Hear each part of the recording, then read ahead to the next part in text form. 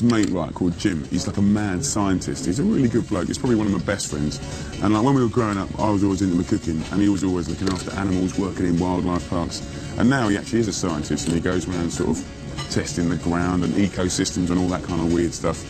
And he sort of camps out a lot, and he actually cooks quite a lot in a pan and a little portable gas stove, which is really quite cool. And he's a good cook. But what I thought to do, you know, what I'm going to do today is get him round, and I've got a few ideas that he might not have thought of before for the one-pan cooking. So that's quite cool. Looking forward to it. Day off, best mate, nice bit of cooking.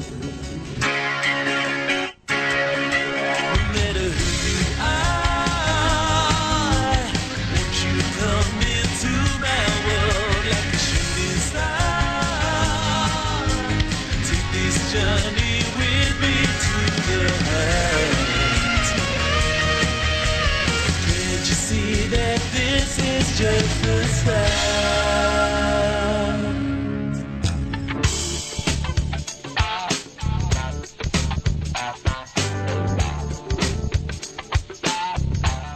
Hello, Jim Wong. Hello, mate.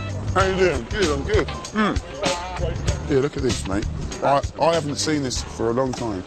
Wonderful wild asparagus, all picked wild. It's like grass, so isn't it? much thinner. A little bit woody down the bottom, but you trim that up. That's a right treat. That's great, but I'm starving. Can we go to a cafe? Yeah, of course we can. We can go and get sarnie or something like that. Yeah, you haven't got. Did you bring your little gas stove thing? Yeah, I've got it all there. Let's do a little. We can't cook. It's a cook in the market. That's all right, mate. Darling, do you mind if we do a little frittata here? No, go on. Is that all right? You go and get the goat's cheese and the butter. I'll go and buy some eggs. All right.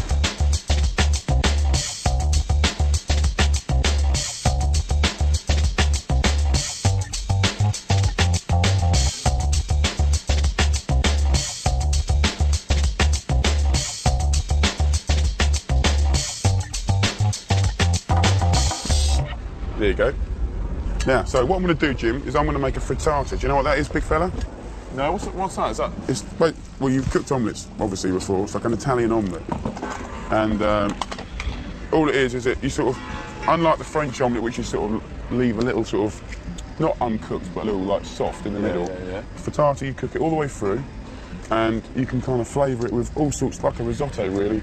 You can do. I'm going to do it with some, I've got these peas here, broad beans. You could do like, cheese ones, herb ones. So anything then? Yeah, and they're really common in Italy, and they're fantastic. Very often, the Italians make massive, great ones in big pans, and they let them cool down, and people like just put them in their lunchbox and stuff like that. So, right, that's going to get hot, mate. This is quite good, actually. Right, so, I've got some egg going in. It's a bit weird cooking in the market. Yeah, it's a bit weird. Look at the size of these. Now, I haven't got anything to mix this in, and I've never used goose egg before. Look at the size of that. It's like dinosaur egg. I know. It's like the return of the Triffids. It's one big eye. I know. Look at that. Just mix it up. Right. So basically, when the Italians do like the frittata, when I've done it with Italians in Italy, unlike the sort of French omelette, you don't like whisk it so it's perfectly clear and immaculate like perfect eggs. They like it to have a bit of character and sort of that nice marbly effect, you know? So I'm going to get some of these peas. Right. Just get them in there. Like that, right. Just pick off some little knobs of butter, put them in the top. I'm going to go and get some mint. Right, that's good. Mint and peas, butter and eggs, best friends in the world. If you can't get the fresh herbs, can I use dried herbs? No, don't even bother. And mint is all over the country. It's sort of growing everywhere. I'm just going to finally slice this mint, and I'm going to have half on top and half in it. Right, so as it starts to cook, Jim, I'm just going to sort of dislodge it a little bit, and you can see do you know what I mean? So it's just getting a bit more texture, right? There you go. Put some mint in, right? And I'm just going to put a little bit of salt in, just halfway through, just a little bit of seasoning. You can put some pepper, but I haven't got a grinder in. And I'm going to let that just finish off cooking now. Is that nearly ready? Oh, not really. It needs to just sort of cook through. Normally with frittata, you'd finish it in the oven, but we haven't got an oven. And obviously, if you're out on the field, then you haven't got one either. No. But like, get some of this goat's cheese, and literally, all I'm going to do is sort of just crumble it into nice little chunks. The thing about goat's cheese is it'll keep really well in your rucksack if you're going out. It ain't going to go off or anything. No. Right, so Well, the only thing I'm doing now is get some chilli, Jim. Right, nice chilli. Right, so, and all I would do, because I love, this is a personal thing, but I love chilies, yeah? And That just adds that little edge to it then. yeah, and you can keep these as well. They're really good. You keep those in your Can I bag. use dried chilli? Dried chili's actually very good. And just look. There you go. Pick off the nice bits of mint. And there you go, nice little luxurious. Yeah, it's wonderful. And all I would do to finish that now would be get a nice bit of parmesan if you've got some, and just spread that over the top. Done, mate. Lunch? Fantastic. Lovely. Cheers. Don't waste your gas, eh? No. What'd you eat with that knife? Yeah. Superb. So I'll tell you what we do now, mate, is we'll go back to my gaff and I've got a few little surprises for you. Just get your stuff. Yeah.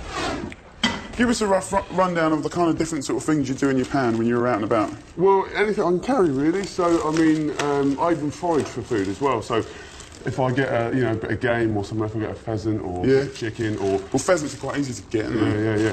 Or if not, it's things out of tins really. Yeah. Just whack it in, heat it up, and off I go. What's the weirdest thing you've had to eat? Crayfish, I reckon. I was doing a survey in this meadow, Yeah. and I stopped just by this river, and it's loads and loads of crayfish in there, masses of crayfish. So I took about 30 out, kept them all alive, and then I'd sort of a couple of tins of tomatoes, and I'd boiling water chilled them, and I just sort of kept them cooking in a tin of tomatoes and cracked them open over the fire net. Sounds fantastic. So like, in your little kind of schoolboy satchel, what basics have you got in there? Because I want to try and keep it real today. I know you have a little bit of butter if you've got some. It's basically, it's all the same as this. Salt, but pepper. in tiny little packets. And A little bit of oil? Yeah. Look. All right, so what I'm going to do is, like, English countryside, you're out and about. Quite frankly, you can get cherry tomatoes anywhere, and asparagus, when it's in season for 3 or 4 months, is everywhere, all over the country. So that you can get that in corner shops and stuff like that. Olives, I'm thinking, well, they're preserved, and do you like treat yourself to little sun-dried tomatoes and stuff? Yeah. Anchovies? Yeah. So that's not too outrageous. Bit of bacon, it's cured, so you don't have to have a fridge around it. Exactly, I've taken that before. And also, the thing is, it packs flat as well, so I can put it in a little pocket in my bag. Well, look, chicken. Now, this could be a pheasant, a guinea fowl, or any bird you catch. Yeah? So I'm thinking, hot pan, right, and I love that little gas stove thing you've got. I think it's well good. Yes. And I'm thinking, instead of cooking this chicken for 7 to 10 minutes, why don't we just get a nice breast of chicken, right? And you could literally just take your knife from this point down to the tip, right? Like 3 little fingers, right? And what you've got is that, yeah? Then I'm thinking, let's get a nice bit of salt on the chicken and salt the top and then just jig it around on the bottom. Right, I think just a little bit of oil in the pan, and I suppose things like oil, you've got to just use a little, because you don't want to waste it all. So when you cut that up like that, does that help it cook faster then? Yeah, absolutely. So look, we got chicken cooking already, right? And then I'm thinking, if we get some bacon, and I'm just going to put that sort of on top for the moment, just to sort of... Does that hold in the moisture? Just to get it in the pan, really. Can you just cut those tomatoes in half? with John just in halves. Yeah. And I've got these asparagus, right? And I'm thinking we can just trim off those little woody ends, right? And just pop those in the pan.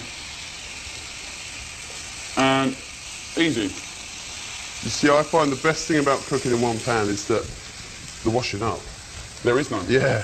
Where do you wash your pan up then? Well, you see, but if I'm making tea as well, I save up all my tea bags, and I go down to the river, and I use the tea bags as like an abrasive, and I use the tea bags to clean the pan up, and it just cleans the pan. Yeah. So the old leftover tea bags you use as keep them up, and you wash your pan like that. If it's sort of a non-stick, it's even better, and it works perfect. You're really quite weird, aren't you? I'm going to get some basil leaves. I'm not suggesting that basil's that easy to cut. You could have dry basil. But the thing is, in the summer, the basil comes up, mint, oregano, rosemary, sage, it's all over the forest. Great things as well, springtime, wild garlic. Yeah, wild garlic everywhere. Have a look at this, Jim. If I pull this pancetta off now, and that's just smoking on the, or that flavour just cooking into the asparagus, I'm going to turn over this chicken, and look at that, wonderful colour. Fantastic.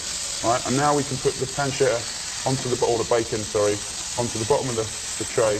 And these asparagus are benefiting from all of the... That's it, it's all cooking together in the same pan. Yeah, absolutely. And kind of now we've sort of smothered the pan a little. It's not just frying, it's sort of... Can you see the moisture around the side of the pan? Yeah. That moisture there, that's just sort of steaming and that's coming out of the asparagus, yeah? So look, this bacon's getting real good. That's brilliant. So you can be a bit more violent with it now and just sort of chug it about. Can you barbecue asparagus then? Yeah, absolutely. And if you think about the old, everyone thinks, oh, modern day, we've got ovens, but actually the ovens is a really bland environment to cook. It's very accurate. But like wood, coals, herbs, you know, bits of Old Bay leaf chucked on the barbecue, forget salt, pepper and herbs, that alone will flavour a bit of meat or vegetable. It's so funny because when you cook outdoors all the time and then you get so used to, you know, that sort of flavour, and then when you use the oven again, you're so right, because it is bland. Yeah. So that's why when you're at home, things like the pancetta are marvellous because it helps your food along, do you know what I mean? So I've got some tomatoes going in there, and literally, you could de-stone your olives, but in Italy, I went down to Liguria where they use a lot of, like, they do like a lot of rabbit and olives. And literally they put 5 olives in, not just to be like olives and tomatoes, but just to the seasoning, a saltiness, you know, and meatiness, And they left the stone in and you just picked them out at the end. So, see that? All I'm going to do now, I've hardly done anything to that tomatoes at all. The chicken's cooked. I'm going to drop the basil in, and I'm going to have, if you've got the, that's lovely anyway, but if you've got the luxury of butter, watch what happens in the pan now, and you take it off the heat. So I'll turn the heat off now, watching that butter melt, and literally any water or wine or lemon juice, or in this case, just a bit of beer, just a little bit of moisture, right? I know beer's not ideal, but what's going to happen now, watch it, it's going to foam into a wonderful creamy sauce. And you've got a whole meal there, big fella. It's amazing. Look at that. So I'm going to plate this up. How do you eat it? Just eat it straight out of the pan? Yeah. And then I don't have to take a plate there, you see. Yeah. Have a little taste of that. That's brilliant.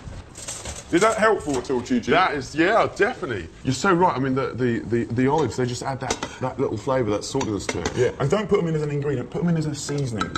And I think that's really interesting. And I saw that because I've been using olives quite generously in my cooking. And actually, I've found out that that's actually a kind of English person trying to be Italian sort of way. Actually, the Italians just put a few in. And actually, they're not going to spend loads of time de-stoning them. You can, you know, pick them out yourself. See, I would have already eaten it by now. No, I know you would have eaten it. But what I think's really nice is actually we've taken a few ingredients, like 3 or 4 minutes of cooking time, and we've created something that is actually, quite frankly, quite saleable in a restaurant. And also, with these last few little bits of tomato, what I would do is just get your spoon and mash them, right? And you lean your pan to one side, and you just squeeze all of that juice out of there. Right, and at this point you could put a little bit more olive oil, but I guess you'd be being quite stingy with it. Right, and you just taste that. Marvellous, natural, simple, sweet. So that's your sauce then? Natural.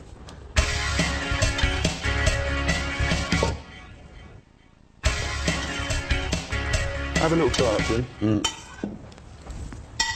All from one pan. The next dish I'm going to do is... It's not quite as accessible to you, but do you use fish much on, you know, on your If I can get it. I suppose you can catch something. Yeah, but sometimes you pass anglers as well, and you can often buy a bit of fish off of them. So I suppose you get, what, trout, salmon? Yeah, well, a lot of trout, sometimes tench. Tench? Yeah, I've eaten tench, perch. Really? Yeah. All right then, mate. Well, the next one I'm going to do, basically I'm going to use couscous, yeah? And couscous is normally made out of semolina, and you can use the normal stuff. I found this the other week, and it's made out of barley, and it's from a particular region of northern Morocco, yeah? Right. And literally all I'm going to do, couscous is fantastic because basically you put, you know, a little handful, that's enough for one person, yeah? Because it doubles in size, right? It's non-perishable, it's dry, you can put that in your backpack, put it in a sock for all I care. Very important. And basically you want to just cover it just slightly over with a little tepid water, or cold water will even work if you want. Right? And if you watch that, that will start to soften and sort of double in size, right? But while we're doing that, I'm thinking, because what I want to do, Jim, I know you carry a few things, but what I was thinking to myself is, like, look at these jars, yeah? Like, you've got weeks worth of spices there, and they take up absolutely no room at all, right? And you could have them in like little pound coin wraps or something like that, or anything. Yeah, I often carry, if I take some herbs, I'll put them in a matchbox. Right. So that Matchbox? Yeah, you know, put them in a I matchbox. suppose it's got the cardboard to keep them dry. Yeah, but you'll keep the matches in there as well. If I put half matches, half herbs. And I'll tell you what you could do is get yourself a pepper mill, not a posh one like this, just get a plain cheap one, and keep it empty, and then all your little matchboxes of spices, when you want to do fish, meat, vegetables, curries, put it in there, your little combos, and that can be your pestle and mortar, so you haven't got that heavy thing carrying around. Fantastic. So, look at this couscous. Literally, I put some, like, tepid water on it 30 seconds ago, and, like, it's already sucked it all up, and it's just taken in that moisture, yeah? I'm going to get an onion, if that's not too much of a luxury. I'm just going to finely slice it. Chop it like that. You don't have to get it really fine. So, little olive oil in the pan, right? Just sweep the onions into here. Right, nice low heat, slowly, slowly.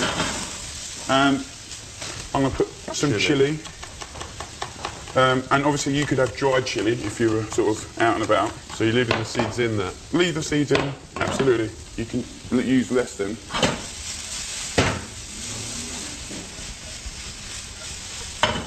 Slowly, slowly fry those. We can have a little bit of garlic if you like. We're taking something like couscous, which is essentially has the possibility to be quite bland. And we're doing basically what the Moroccans would do, even though I wouldn't dare say this dish is classically Moroccan.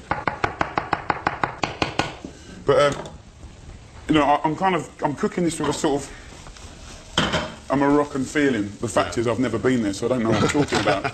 But we've got some nice things in there, slowly cooking. In that pestle I'm going to put some salt, and then I'm going to put some fennel seeds, right? And then I'm going to put some cumin. Cumin's very Moroccan, right? But just a teaspoon of each, right? So if you can start bashing those up, big fella. I'm thinking like just a little bit of cinnamon, like the old Moroccan touch. You can really smell that. Yeah, absolutely. Stop, mate. I'm going to put about a teaspoon of coriander seeds in there, right? So it's just a nice, I mean, it's a general mixture of sort of exciting things.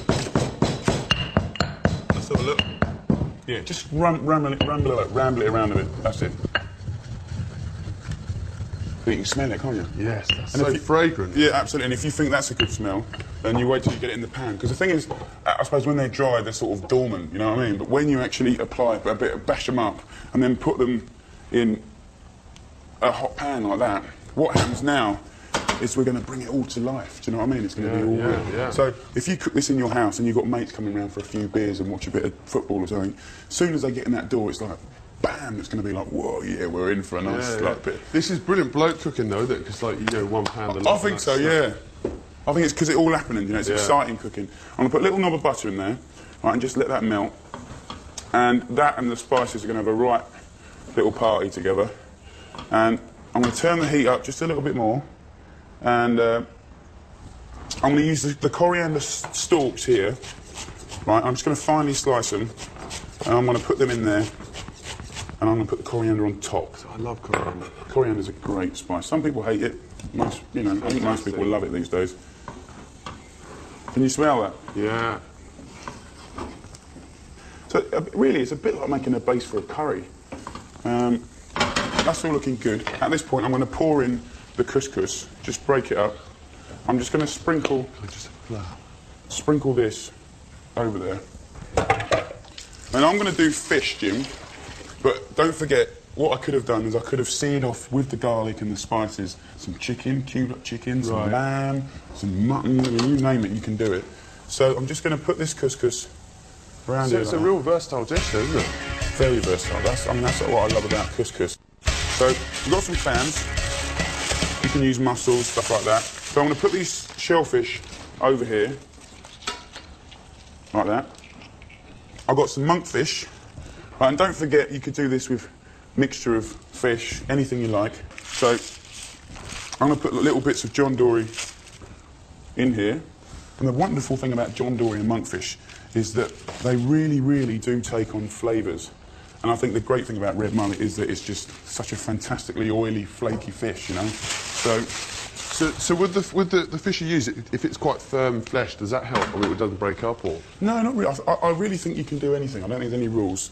A bit of olive oil, and I think because we haven't seasoned the fish, we should be sort of respectful of a nice bit of the old seasoning. Bit of pepper. And what I do now is I probably get a lemon and just cut it in half and allow that lemon, because like, just to sit in there and steam a little bit. Can you get your today's paper? Yeah. Now what I'm thinking, Jim, is like instead of like going out and spending a whole load of quids on like the sports section. No, sports section. just wet the paper. Instead of going and spending loads of money on like these posh tagines and stuff. Yeah. Right. Tagine essentially is a method of frying, and stewing and steaming. Yeah. And at the moment we're frying, and I've turned it down so it's starting to stew. Right. And what I'm going to do is wet this paper, or you could use, you make a lid out of tin foil and just put that over the top, like that, and just let that steam. Close the lid up. You got a tagine, mate? Well, it's not a tagine, but it's like an Essex. Incredible. That's an Essex tagine. Yeah. So just leave that for about sort of 10 minutes, really, really slowly, right? And what I'm going to do is I'm just going to chop up the coriander, one chilli. Don't forget that lemon's going to go really juicy. The juice is going to come out of it, and I'm going to get a little bit of creme fraiche. It's going to be beautiful. Do you want to drag over a Yeah, let's do it. And we'll have a nice bit of dinner.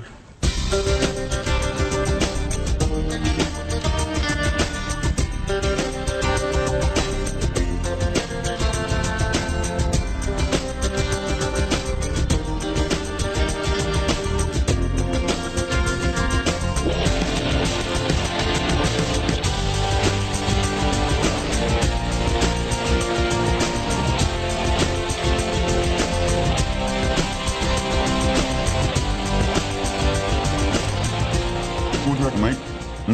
Fantastic. But I'd rather be sharing this moment with a woman.